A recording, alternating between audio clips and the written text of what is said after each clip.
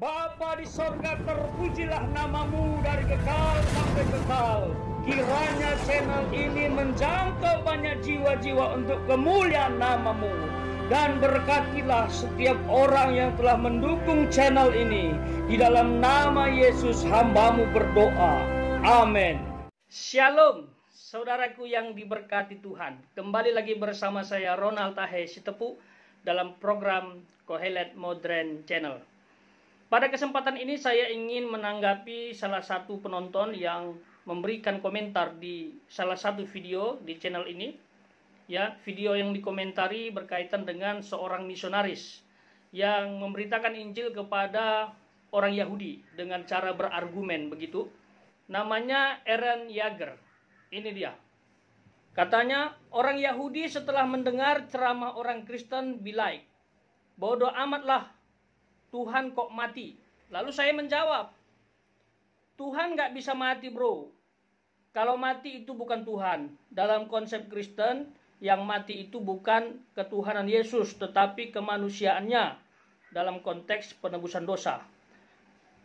Lalu dia balas lagi, Ronald KMC, kalau begitu berarti gak ada yang namanya pengorbanan Tuhan dalam ajaran Kristen. Bukannya Paulus berkata, kalau Tuhan harus turun ke bumi dan mati untuk menebus dosa manusia. Jika yang mati di tiang salib itu bukan Tuhan, berarti perkataan Paulus itu salah.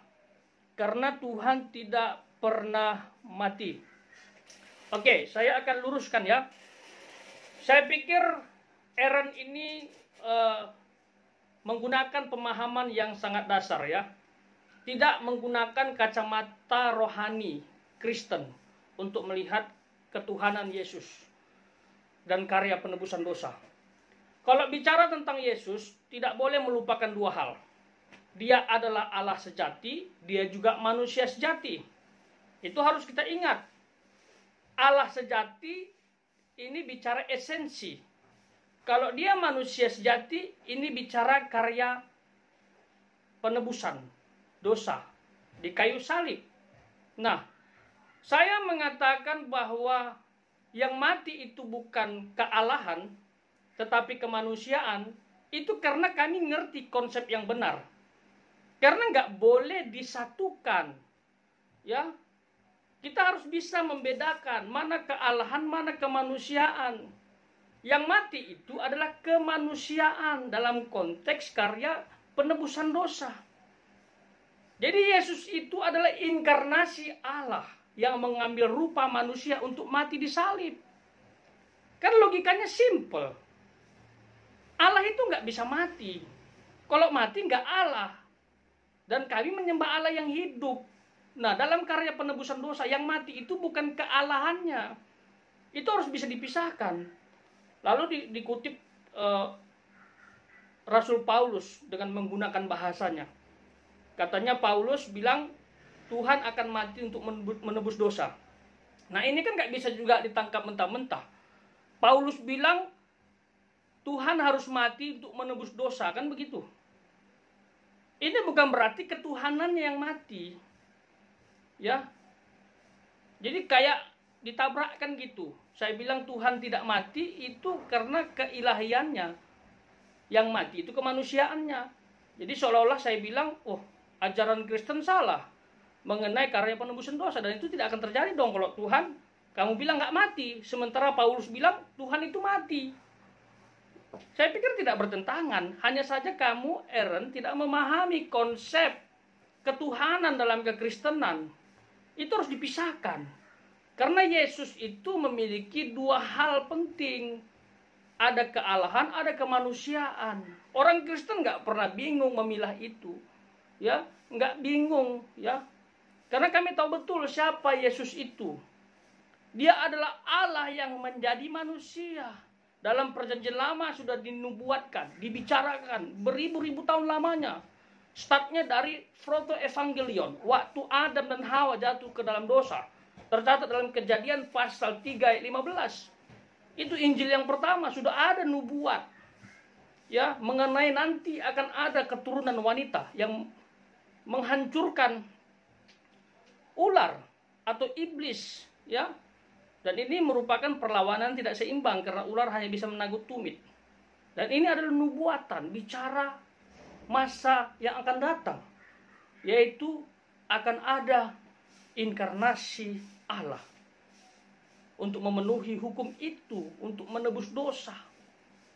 Dan terus dibicarakan di zaman para nabi, termasuk penyembelihan domba binatang yang dilakukan orang Israel, itu adalah gambaran anak manusia atau Allah yang mengambil rupa manusia itu. Ya, namanya tipologi Kristus. Jadi bayang-bayang Mesaya atau Mesias itu harus dilakukan terus-menerus. Ya, sehingga waktu Allah inkarnasi semua sudah digenapi. Semua sudah nyata, tidak lagi bayang-bayang. Makanya kita sekarang tidak lagi mempercayai bayang-bayang, tapi mempercayai yang sudah datang. Itu, ya, itu Allah. Jadi Yesus ini harus kita pahami sebagai pribadi yang luar biasa. Dalam kitab Yohanes, pada mulanya adalah firman. Firman itu bersama-sama dengan Allah. Firman itu adalah Allah. Itu dalam Yohanes pasal 1, ya. Ayat yang ke-1. Ayat yang ke-14 dikatakan, firman itu telah menjadi manusia. Ya.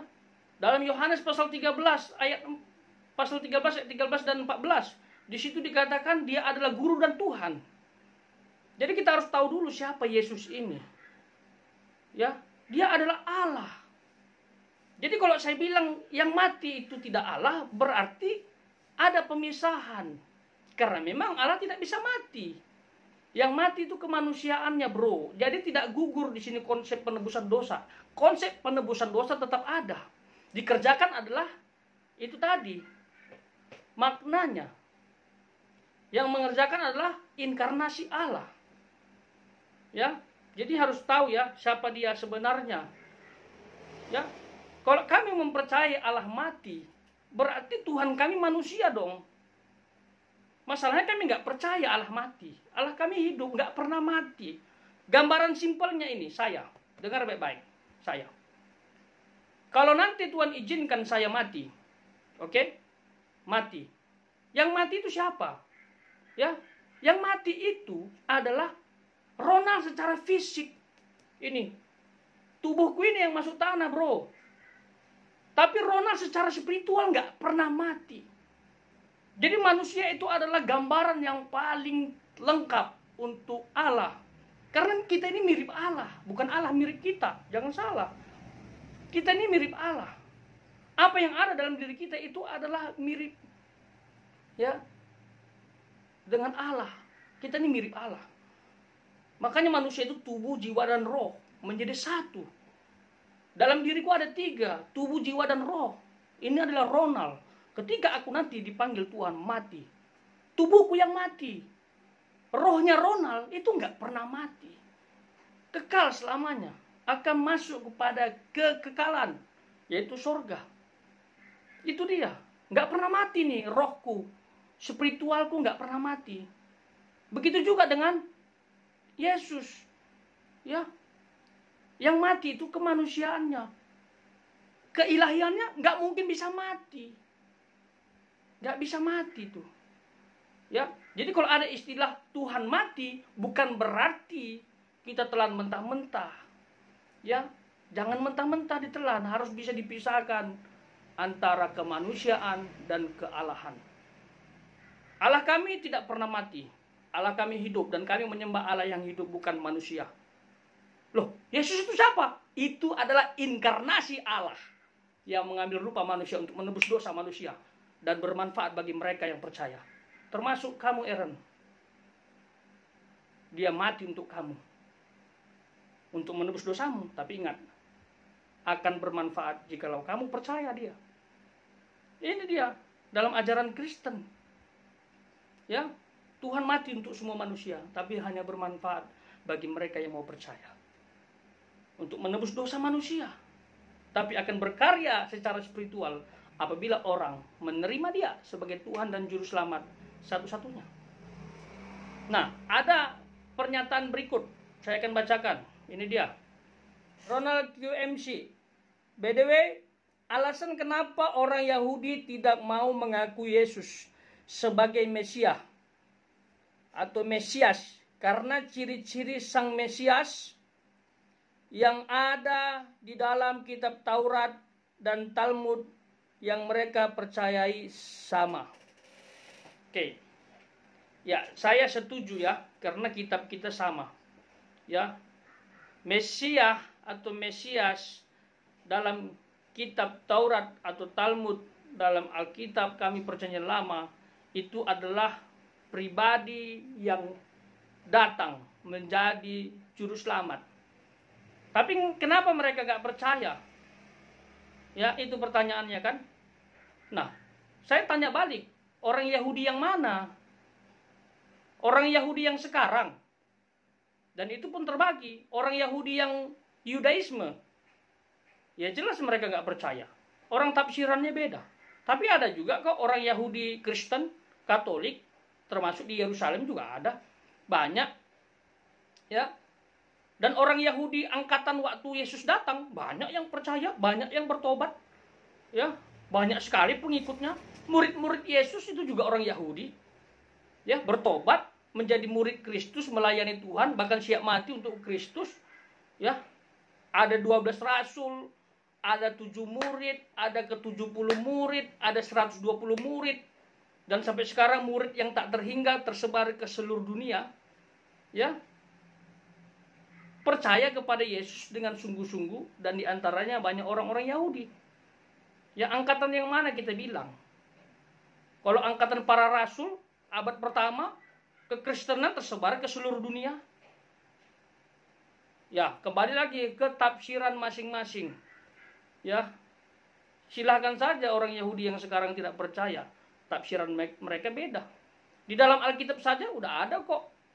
Ya, gaya tafsir yang berbeda mengenai kedatangan anak manusia. Ya, termasuk murid Yesus pun pernah terkontaminasi. Tafsirannya gimana? Mereka menafsirkan bahwa Mesias datang itu memulihkan Israel, ya, secara fisik, baik itu memulihkan kepemimpinan, ya, memulihkan spiritual, memulihkan ekonomi, karena konteks pada saat itu mereka dijajah. Makanya Tuhan Yesus bilang, kerajaanku bukan di muka bumi ini, kerajaanku di surga. Orang Yahudi pada saat itu salah paham mengenai kedatangan Mesias. Dia pikir untuk memimpin secara jasmani. Ya. Enggak, bukan itu. Kerajaan Yesus adalah kerajaan surga. Jadi gaya tafsir itu yang membuat orang berbeda responnya. Tapi orang Yahudi di zaman Yesus banyak sekali yang percaya, bahkan sampai tersebar ke seluruh dunia, berdiaspora. Karena pada saat itu di Yerusalem terjadi penganiayaan besar-besaran. Ya. Itu dia jawaban saya. Pengaruh atau gaya tafsir. Ya. Jadi kembali lagi, Yesus adalah Tuhan. Allah sudah ada sejak kapanpun dan sampai kapanpun. Kenapa dia harus jadi manusia? Karena dia harus menebus dosa. Konsep penebusan dosa itu ada. Dan yang harus menebus dosa adalah manusia tak berdosa. Tapi sepanjang sejarah, keturunan Adam dan Hawa sudah berdosa. Termasuk you dan saya. Sehingga tidak ada satu manusia pun yang bisa memenuhi hukum itu. Itu sebabnya Allah berinisiatif harus menjadi manusia. Supaya hukum ini terpenuhi.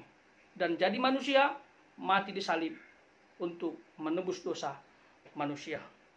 Ini dia. Ya. Jadi jangan lagi salah pahami keyakinan kami.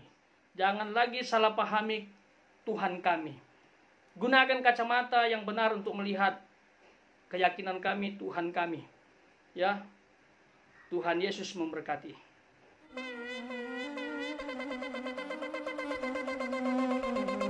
Joy to the world, the Lord is come. Let earth